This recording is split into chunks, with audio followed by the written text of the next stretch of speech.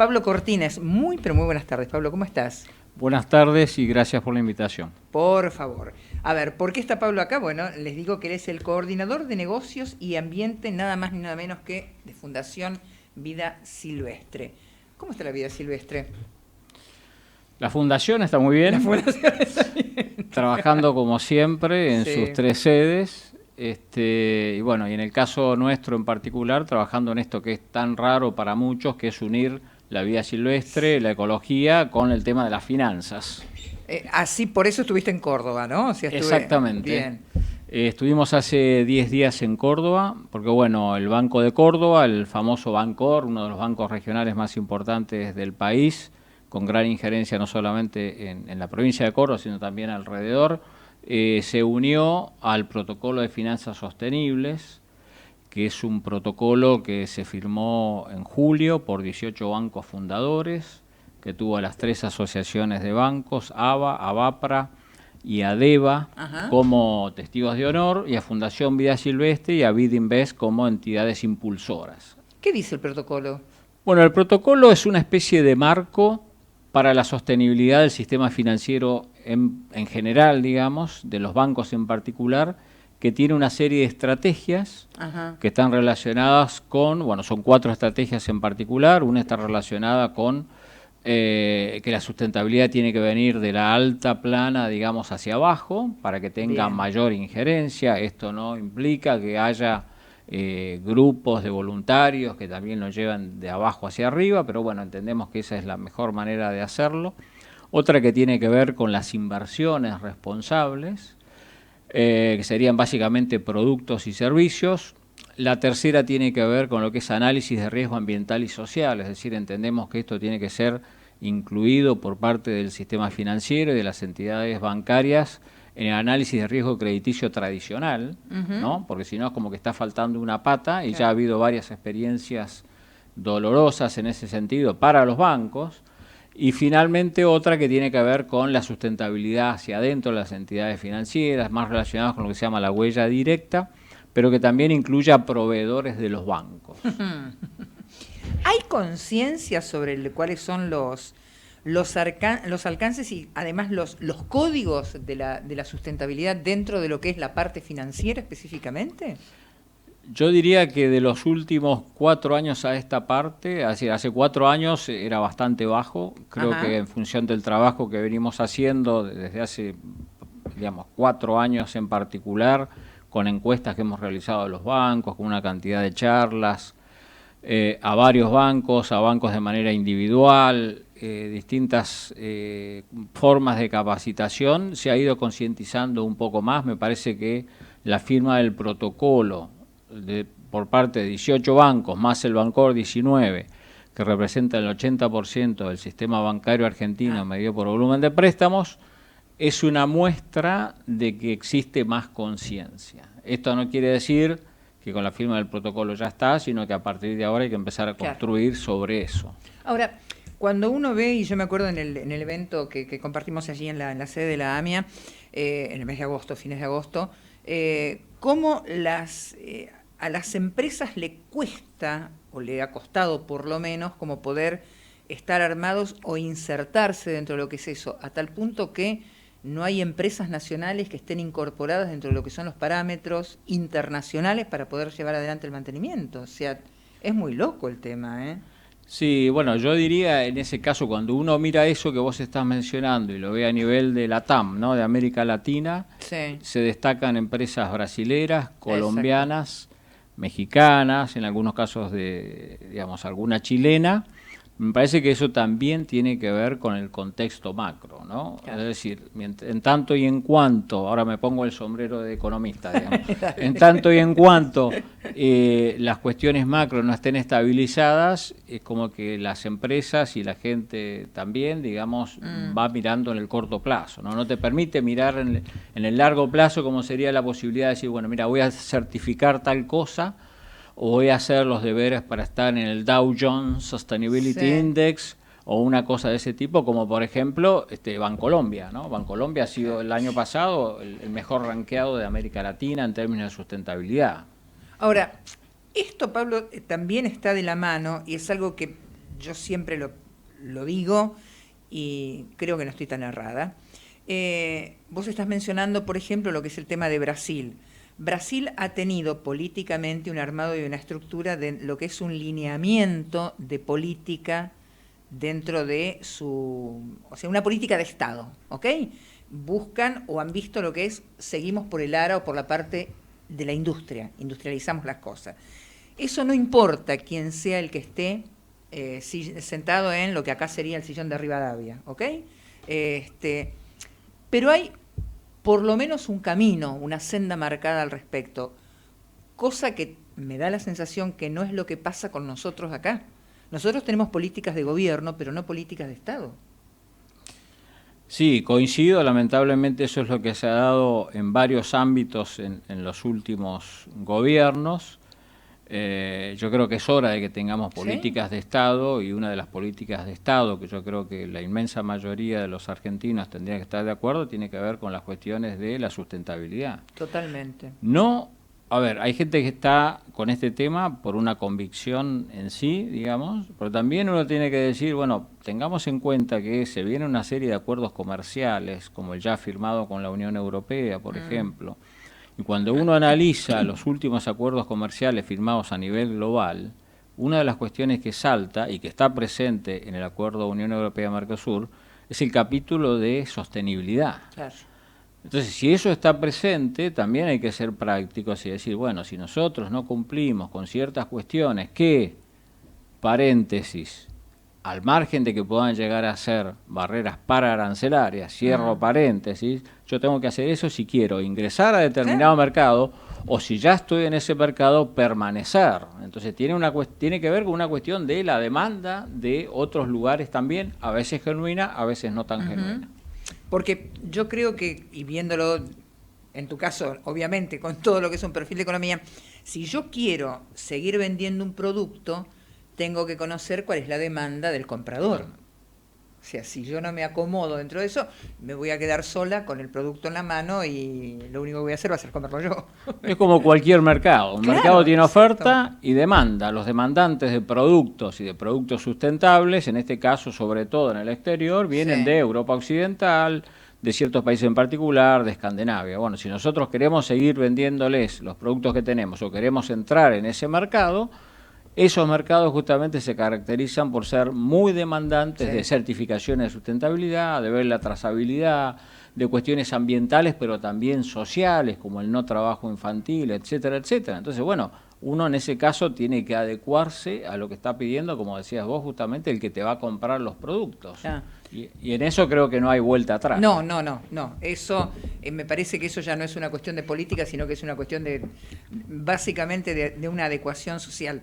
En medio de todo lo que es ese armado, sin lugar a dudas, está el otro planteo, ¿no? O sea, poder manejar lo que es la misma estructura con, no sé, Latinoamérica y demás, pero en este caso en particular, si hablamos de un tema comercial, no es lo que alcanza para un sustento específico. O sea, si no abrimos la puerta, me parece que es más complicado, ¿no? Sí, totalmente de acuerdo. Yo creo que hay que estar, digamos, mirando hacia afuera, poner atención en qué es lo que está demandando cada vez más nuestros actuales y potenciales compradores, y ver que es una tendencia que llegó para quedarse. Hay una serie de estudios que hablan del comportamiento individual, ¿no? Sí. De las personas en distintos países, en 60 países, un estudio súper interesante de la consultora Nielsen, y cuando uno ve por país y después cuando hace el análisis etario, ¿no? Uno se da cuenta que eso viene justamente de los jóvenes. Claro. Y el caso de Greta, que lo ha hecho, digamos, no es solamente por Greta, sino es por toda una cantidad de gente que tiene otros valores y que son los que ya están tomando decisiones en muchos lugares a nivel de inversiones, etcétera, etcétera, y que van a seguir tomando decisiones a nivel político, comercial y financiero en los próximos años. Eso es algo que hay que verlo claramente como una tendencia, como otra tendencia en el mismo sentido. Ahora, ¿esto obedece a lo que fue una falta de compromiso de parte nuestra, de los más adultos, digamos? Bueno, está bien, acá no pasa nada, esto es in eternum, no se desgasta, no. yo siempre uno también plantea lo mismo, ¿no? Cuando tomemos conciencia de que estamos habitando una casa con un contrato de alquiler que tiene vencimiento y no renovación, la pucha, me parece que nos tenemos que sentar a hablar en serio, ¿no? Yo creo que es una falta, ha sido una falta de conciencia a nivel global, digamos, ¿no? Cuando uno lo ve en el caso en particular de Argentina, Vida Silvestre hizo una encuesta hace unos años con Poliarquía, donde entre muchas otras cosas se le preguntaba a las personas, fue una encuesta a nivel, una encuesta representativa a nivel de toda la Argentina, cuando le preguntaba, bueno, ¿quién es el responsable de estos temas relacionados con la ecología, etcétera? Todo el mundo mira a otro lado. Es decir, yo soy responsable, las empresas son muy poco responsables, el gobierno es muy poco responsable, pero normalmente me parece que lo que nos falta es mirar un poco hacia adentro. Y una vez que uno mira hacia adentro, como suele pasar en algunos otros países, empieza a demandar ciertas normativas. Y bueno, hay algunos casos que se han dado, hay un caso en Tierra del Fuego, en Ushuaia, que ha salido un poco de ese lado, digamos, pero me parece que la falta de conciencia es a nivel global. Yo creo que hay sociedades que están más conscientes, pero también parte es porque esas sociedades han debido sufrirlo. De repente, en el caso nuestro, salvo algunos casos, Riachuelo y algunos otros, y algunos casos mineros, por ahí todavía no lo vemos tan de cerca y pensamos que es algo lejos. Claro, vos sabés que, por ejemplo, bueno, hablando de Ushuaia, hace un ratito estábamos comentando, o sea, le quiero mandar un abrazo muy grande a María Paz Muriel, porque ella lleva adelante todo lo que es Limpiemos Ushuaia, ¿no? A limpiar Ushuaia. Y han logrado que se sancionara una normativa a través del mismo Consejo Deliberante de la Municipalidad de Ushuaia para la no utilización de los sorbetes plásticos y todo lo que son los utensilios descartables, o sea, el material descartable que no sea plástico específicamente. Se sumaron toda la cadena de hotelería, se fueron sumando los comercios y demás, y cómo esto fue modificando una situación. Y a la par de eso, a mí me parece que se tienen que llevar adelante lo que es un tema de una concientización para la sociedad específicamente, pero que muchas veces, como vos decís, mira para otro lado sin hacerse carne, ¿no? O sea, sin meterse adentro de la piel, un tema tan sensible como este. Ahora, ¿cómo hacemos para, más allá de lo que puede ser la inversión económica, como para poder llevarlo adelante, desde la sociedad como para que esto tenga un impulso? Yo creo que la sociedad tiene que exigir ciertas cuestiones. Hay casos que han sido de público conocimiento, como casos en las provincias fronterizas con Chile por el tema de minería a cielo abierto, etcétera, pero sin ir a casos extremos y que por ahí son mucho más visibles. Yo creo que en el día a día tenemos que empezar a exigir nosotros. Ahora, cuando uno dice exijamos nosotros, por ejemplo, dejemos de consumir bolsitas de plástico, de papel o lo que sea, bueno, siempre tiene que haber un periodo de transición, porque tampoco podemos dejar de pensar en aquellas empresas que están produciendo eso y que tampoco tienen la culpa. Entonces yo creo que siempre tiene que haber un periodo de transición. No se puede hacer de un día para el otro, porque en ese caso va a haber gente que se quede sin trabajo y empresarios que se queden sin empresa. Entonces a mí me parece que es importante el rol del gobierno para esta transición. Es decir, este cambio se puede hacer, se tiene que hacer en un periodo determinado, avisándolo y dándole tiempo, tanto a los consumidores, pero fundamentalmente a las empresas, para que se transformen, y ahí es donde viene el trabajo del sector financiero, para facilitar esa transición de manera que puedan adaptarse a otro tipo de productos, pero que no quede, digamos, un tendal de empresas de un determinado sector sin trabajo. Entonces me parece que eso es importante. El tema de la transición, que sea una transición justa, como se le llama, es una transición que tiene que ser planificada, con tiempo y previendo el cambio de la matriz energética o lo que fuera en las empresas y pudiendo capacitar a las personas que están trabajando en ese sector para que se puedan adaptar a otro tipo de empresas. Acá en el interior del país hay mucho, y ahora que mencionás, por ejemplo, el tema de lo que son las energías renovables y demás, en el norte de la Argentina, más precisamente en la provincia de Jujuy, se llevó adelante lo que es el mega emprendimiento de los paneles solares ahí en Caucharí. Exacto. Que fue una cuestión revolucionaria porque de repente se empezaron a llevar adelante lo que es todo un armado y hasta pueblos, ¿no? O sea, con la misma instalación de lo que es la energía, la utilización de la energía solar. A la par de todo eso, más allá de que por ahí algunas empresas, algunos armados, y estamos hablando de los lobbies que pueden hacer las empresas petroleras en este caso, o algunas empresas que están relacionadas justamente con una energía que no es sustentable precisamente, también hay un planteo, y volviendo al interior del país, sobre lo que son las industrias, y en este caso desde la parte de la agricultura, más precisamente. Y si nos vamos al norte, por ejemplo, lo que vos mencionabas hace un minuto, también lo que es el trabajo infantil. Y que es, y aquí podemos hablar de, no sé, provincias como Salta, como Tucumán, como Jujuy, y hablamos con la caña de azúcar por un lado, y hablamos con las plantaciones de tabaco por el otro, y estamos... Es complicado el tema también, ¿eh? El tema es muy complicado, pero por suerte, diría uno, existe una especie de antídoto que no voy a decir que es infalible, ¿no? Pero existen certificaciones de sustentabilidad, que son como una especie de ISO pero de la sustentabilidad y que normalmente existen por commodity. Hay una para lo que es la soja, se está trabajando en una para carne vacuna, existe para la caña de azúcar, existe para el pescado, etcétera. Y esas certificaciones de sustentabilidad, que son algunas de las que exigen mercados más desarrollados, Sí. para poder ingresar a esos mercados en línea con lo que hablamos anteriormente, no son solamente verdes, sino que también tienen la parte social.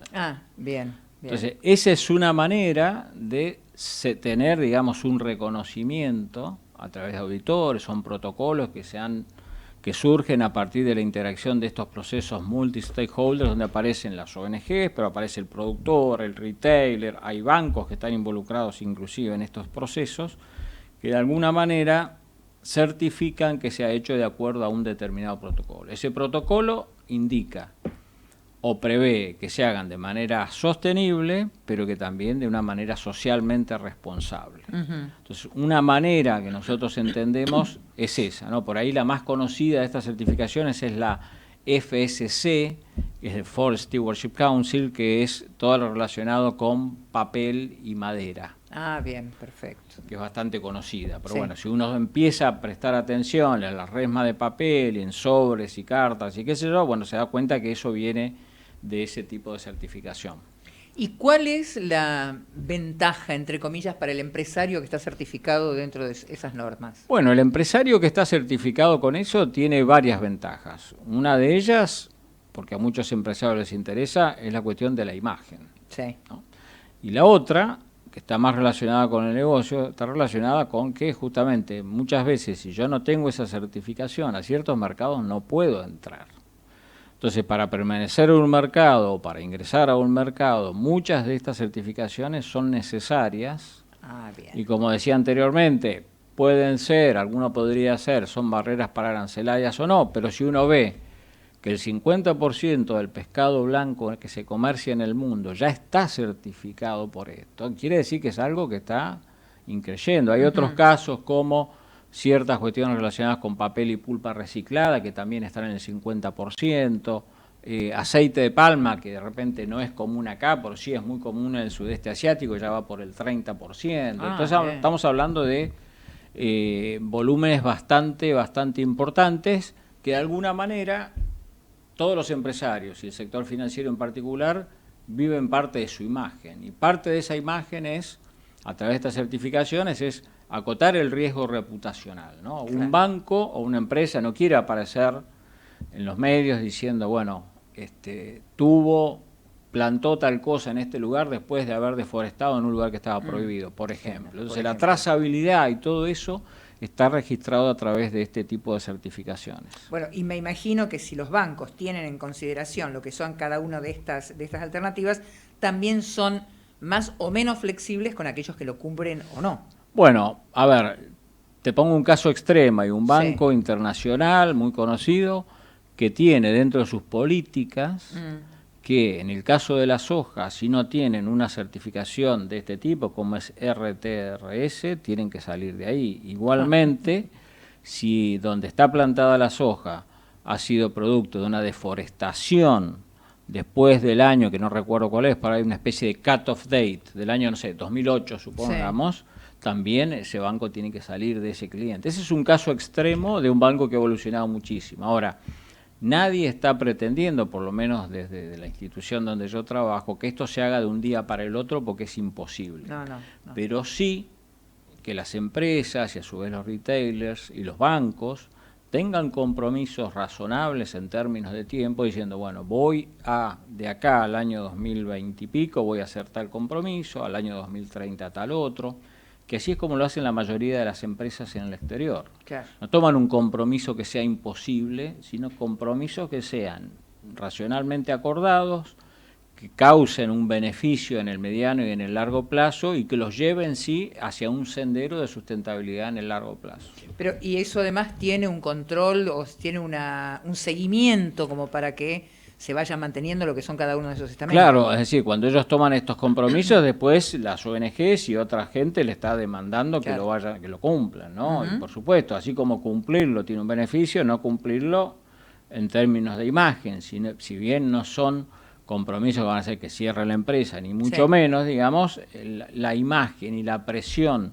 de la población y de ciertas comunidades es algo súper importante y además que va con una importancia creciente sobre todo. Aparte, Pablo, o sea, no va a ser necesario, o sea, no va a llevar a que cierre la empresa, pero si la empresa no cumple determinadas características y demás, se le van cerrando las posibilidades de comercialización. Con lo cual, no sé si llegará a cerrar, pero que se le va a achicar lo que es la posibilidad de clientela también. Y yo creo que acá es importante también el rol que desde una ONG, pero también desde los bancos tienen que cumplir. Justamente con los bancos hablamos de estos temas, les damos charlas, les mostramos herramientas que pueden utilizar también, porque no solamente hay que decir hay que hacer tal cosa, sino es importante saber cómo hacerlo. Porque no estamos hablando de que un banco pierda un cliente porque no certificó. No. Porque si el oficial comercial, sea comercial o de riesgo de ese banco, le puede transmitir a la empresa que sería mucho mejor que pueda llegar a tener esa certificación, dándole las razones. Bueno, en realidad lo que se puede hacer es ampliar el negocio del banco, porque también hay que financiar la certificación per se, pero además una certificación no es ir que te tengan un checklist y te dan la certificación. Seguramente tendrás que hacer algunas adaptaciones en la matriz productiva, en lo que fuere, depende del sector de que se trate, y eso también hay que financiarlo. Entonces están alineados los objetivos entre la empresa que quiere mejorar para ser sustentable, para seguir en un mercado, y el banco que necesita que su clienta siga vendiendo para que pueda repagar su crédito. Entonces, en ese sentido están alineados los intereses de los dos sectores. Claro, es que eso justamente permite que se arme todo lo que es una estructura como para que el camino la senda ya está más o menos armadita y vamos poniendo la semilla para germinar, ¿no? Claro, y eso no es negocio para el banco de una sola empresa, porque esa empresa tendrá una serie de proveedores. Claro. Esa serie de proveedores normalmente son medianas y pequeñas empresas, que también se tienen que transformar en sustentables para proveer de insumos y servicios sustentables a la gran empresa. Entonces, estamos hablando no solamente de financiar el proceso, la transición a la sustentabilidad de una empresa grande, sino de toda la cadena de valor. Claro. Entonces, el negocio se multiplica y esto me parece parte de lo que los bancos están empezando a ver. Bueno, y esa es una de las cosas que yo por lo menos he visto, sobre todo en el último tiempo, en lo que es el manejo con las entidades públicas, o sea, con los bancos públicos específicamente. A mí me ha llamado mucho la atención, sobre todo en el caso de Banco Nación, cómo ha modificado y cambió lo que era la mecánica, ¿no? O sea, como para poder llegar a algo que me quedó muy, muy grabado escuchándolo a González Fraga, o sea, no esperar a que vaya alguien a buscar, sino que el banco se acerca para solucionar un tema. O sea, me parece que eso también es una mecánica diferente. Es una mecánica diferente, es decirle desde el banco al empresario, seamos socios. Seamos socios. Porque los dos vamos a mejorar. Y es también, pero requiere una pata, digamos, de capacitación, de entrenamiento importante. Que no se dio durante muchos años, por lo menos acá, ¿no? Sí, y que me parece que es importante, tiene que ver con el tema de capacitación a los comerciales, a las áreas de riesgo, pero de vuelta, nadie está esperando que esto se haga de un día para el otro. Nosotros con las asociaciones de bancos y con BidInvest estamos trabajando en estas charlas, en estas capacitaciones. ¿Hace cuánto tiempo? Y nosotros venimos trabajando hace unos 4 años, que empezamos con las dos encuestas que hicimos a gran parte del sistema financiero argentino, donde ahí salió una línea de base. Y uno de los principales reclamos que nosotros tomamos es, está bien, nos interesa, muchos no sabían cómo hacerlo, con lo cual lo que demandaban era capacitación, guía, que es un poco lo que hicimos, y que bueno, finalmente terminó en este protocolo de finanzas sostenibles, que ha sido un caso inédito en la Argentina, lo han hecho varios países de América Latina, Brasil lo hizo hace 20 años, y que nosotros estamos siguiendo, bueno, a pesar de la situación de Argentina. A mí me interesa destacar que el hecho de que 19 bancos hayan firmado este protocolo, aún en la situación que todos sabemos cómo es, digamos, da una muestra de que los bancos realmente han tomado este tema en serio, y ahí es donde nosotros queremos ayudarlos. Ya para ir cerrando, la pregunta que te hago es, si tomamos lo que fue el arranque, o sea, hace estos 4 años que vos estabas planteando, a la fecha, y si tenemos que llevarlo a números, por ejemplo, respecto de lo que puede ser la respuesta, la participación y demás, ¿cómo lo pondrías? Yo lo pondría, el número se hace bastante difícil, yo creo que de los 19 miembros vamos a pasar rápidamente a 25 en este año, tranquilamente. Con ese 25 ya estaríamos en el 85% del sistema financiero, con lo cual... Pero sí déjame decirte que, así como este protocolo de finanzas sostenibles ha hecho todo este trabajo con el banco, también hay otros sectores del sistema financiero, como la Comisión Nacional de Valores, que emitió en marzo del año pasado, después de una consulta pública que se hizo durante 6 meses, lo que es el framework o el marco para la emisión de bonos sociales verdes y sostenibles, siendo los sostenibles una mezcla entre lo social y lo verde. Claro. Y esto lo que hace es dar un marco de orientación a los potenciales emisores. Bajo ese marco, IBIMA también tiene un panel para bonos verdes, que bueno, hoy en día está vacío porque no hay bonos verdes, digamos, pero bueno, es importante porque esta estructura ya está, digamos. Entonces, como que se han dado una serie de circunstancias que han hecho que, como alguien decía, la base está, pero en el caso de las finanzas sostenibles, estas cuestiones que se han dado, más todo el trabajo a través del protocolo, yo creo que va a hacer que en tanto y en cuanto la situación económico-financiera tienda a normalizarse, vamos a tener muchas novedades en este sentido, sea a través de líneas verdes, sea a través de bonos verdes o sostenibles, o de la incorporación de los bancos de un sistema de administración de riesgo ambiental y social, cuya sigla es SARAS, que es un poco lo que nosotros decimos de incorporar dentro del proceso de análisis de riesgo crediticio tradicional los temas ambientales, pero también sociales. Bueno, fantástico, Pablo. O sea, bueno, obviamente a disposición para todo lo que se pueda difundir al respecto, que yo creo que es lo que va llegando a la oreja de cada uno, ¿no? O sea, como para poder plantearlo. Mil gracias por haberte acercado y las puertas abiertas cuando quieras. Bueno, muchas gracias a ustedes. Muchas tardes. Por favor.